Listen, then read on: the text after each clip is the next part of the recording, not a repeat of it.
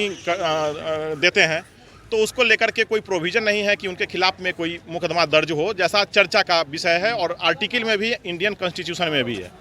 लेकिन जो हमारे ऑनरेबल सुप्रीम कोर्ट है। गोड़ लगतनी समाचार बटुए मुजफ्फरपुर से बड़ा खबर आ रहा बटुए। मुख्यमंत्री नीतीश कुमार के खिलाफ परिवाद दायर, मामला पहुंचल कोर्ट में। जी हाँ, विधानसभा में एगो बयान, लड़का लड़की के शादी हुआ है तो करबे न करेगा, ई बयान दिहल बहुत ही महंगा पड़ गई बटुए। मुजफ्फरपुर के कोर्ट में बिहार के सीएम नीतीश कुमार के खिलाफ परिवाद दायर भइल बटुए। काल सीएम के द्वारा लड़की या महिला के लेके दिहल गईल एगो बयान के खिलाफ परिवाद दायर अधिवक्ता अनिल कुमार सिंह करैनी। परिवाद दायर मामला में सीजीएम कोर्ट एकरा के स्वीकार करत 25 नवंबर के सुनवाई के अगला तारीख मुकर्रर कइले बिया। मामला में परिवादी अनिल कुमार सिंह बतैनी कि सीएम नीतीश कुमार के द्वारा जौना प्रकार से बयान दिहल गईल बा ई गैर जिम्मेदाराना बा।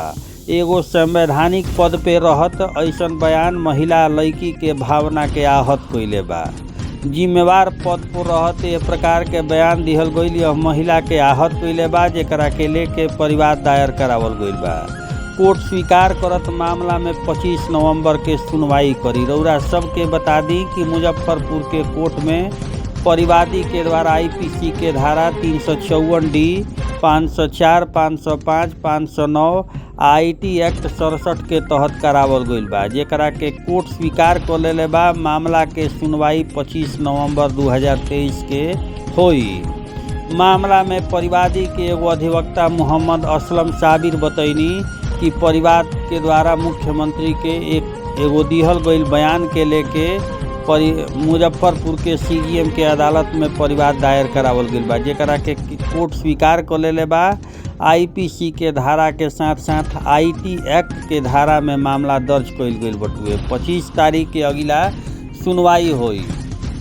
रउरा सबके बता दी कि मुख्यमंत्री के दिहल गईल बयान के बाद सियासी महकमा में हड़कंप मचल बटुए। विभिन्न राजनीतिक दल के लोग जौन विपक्षी पार्टी बाड़ी सन हमलावर बिया। यही बीच मुजफ्फरपुर के कोर्ट में परिवाद दायर कर दिहल गईल बटुए। भोजपुरिया समाचार वकील के बयान सुना रहल बा, सुनी।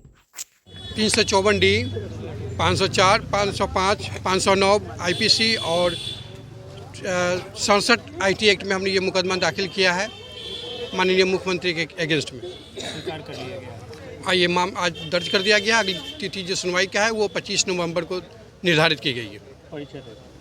मोहम्मद असलम साबिर, अधिवक्ता व्यवहार न्यायालय मुजफ्फरपुर। कल सदन में जो बिहार के मुख्यमंत्री हैं, बिहार के मुखिया हैं, उनके द्वारा जो लड़के एवं लड़कियों को लेकर के आपत्तिजनक टिप्पणी की गई थी, उसी बात को लेकर के हमने ये मुकदमा दर्ज कराया है, जिसमें उन्होंने इतना अपमानित शब्द का प्रयोग किया है, इतना घोर आपत्तिजनक शब्दों का प्रयोग किया है जो कहीं बोला नहीं जा सकता है। और एक मुख्यमंत्री हैं जो हमारे लिए प्रेरक का काम करते हैं, पूरे प्रदेश के लिए नहीं पूरे देश के लिए। वो अभी मुख्यमंत्री क्या, देश के प्रधानमंत्री बनने की वो सोच रखते हैं। और उनका जो कोई भी तरह का भाषण होता है, कोई भी तरह का ट्वीट होता है, कोई भी तरह का समाचार होता है, वो सोशल मीडिया से लेकर के इलेक्ट्रॉनिक हर जगह पढ़ा जाता है। उससे बच्चे, समाज के बच्चे हैं, लड़के लड़कियां, बड़े बुजुर्ग, सभी लोग उसको पढ़ते हैं। और इस तरह का जो उनके द्वारा जो बयान दिया गया है, हमने 504, 505, 509, 354D आईपीसी एवं 67 इंफॉर्मेशन एंड टेक्नोलॉजी एक्ट में हमने दर्ज कराया है मुकदमा। स्वीकार कर लिया गया है और सुनवाई की तिथि 25/11 को रखा गया है। एक चीज़ और इसमें कहना चाहेंगे कि जो एक्सप्रेशन, अभिव्यक्ति की जो आज़ादी है, राइट टू एक्सप्रेशन की जो आज़ादी है, उसका दुरुपयोग होता है।